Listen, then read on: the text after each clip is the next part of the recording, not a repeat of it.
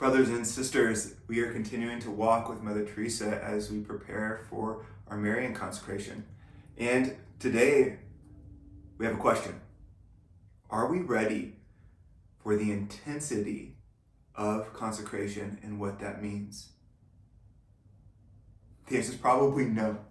But with our Blessed Mother, we can be ready to give ourselves completely to her Son through her. Mother Teresa talks about how much our word and our promise in this should mean. That it is something, once we promise, that it is a definitive difference.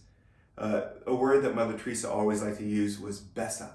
Oftentimes it's translated as faithful, but it has something deeper in it. That our besa is not just a faithfulness, but it's like our word, our honor, our complete self giving to it. And this is how strongly she spoke of it. She says, besa means even if you killed my father and the police are after you, if I have given you my word, my besa, then even if the police kill me, I still will not disclose your name. Whoa. That's the faithfulness that we hold to our promise, and that's how she describes this consecration, that nothing would come between us and this consecration. And that raises a point. You know, we have contracts in our society, but consecration and covenant go way deeper than a simple contract. Scott Hahn, a theologian that I think many of us may be familiar with, he says that a contract is a legal exchange of goods and services. But a covenant, that is something so much deeper. A covenant is not just an exchange of goods and services, it is an exchange of persons. I am yours and you are mine. Think of it more like a marriage covenant. It's not a marriage contract. You're not buying the other person. Sometimes we treat it like that in our world, but you're promising that you are the others and they are yours. It is like a familial relationship. It's like the sharing of blood all of a sudden, that you are bone of my bone and flesh of my flesh, as Adam said when he saw Eve at the very beginning of the scriptures. That's a covenant, and that is the depth of consecration.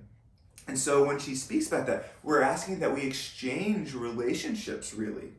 That when we consecrate ourselves to our Blessed Mother, that we have her relationship, that we're standing with her by her Son at the foot of the cross, and that she's helping us to listen to him as he says, I thirst.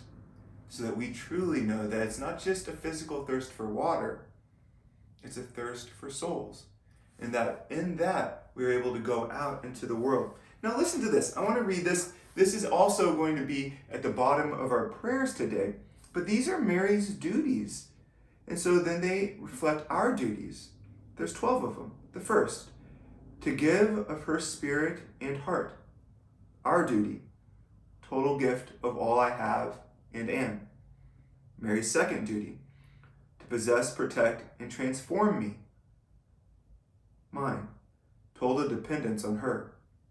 The third duty of Mary, to inspire, guide, and enlighten me. My duty, responsiveness to her spirit. Fourth, to share her experience of prayer and praise with me. My response, faithfulness to prayer. Her fifth duty, responsibility for my sanctification. My response, trust in her intercession. Her sixth duty, responsibility for all that befalls me. My duty and response, to accept all as coming from her. 7, to share with me her virtues. My response, to imitate her spirit. The 8th duty of Mary, to provide for my spiritual and material needs. My response, constant recourse to her. Her duty, number 9, union with her heart. My duty, remembrance of her presence. Her 10th duty, to purify me and my actions. My 10th duty, purity of intention, self-denial. Her 11th duty, right to dispose of me, of my prayers and intercessions and graces. My 11th duty in response, right to avail myself of her and her energies for the sake of the kingdom. Her 12th and final duty, total freedom in and around me as she pleases in all things. My duty in response, right to enter into her heart and to share her interior life. How profound is that?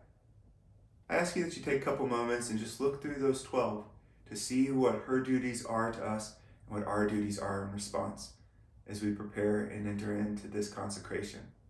God bless. I'll see you tomorrow.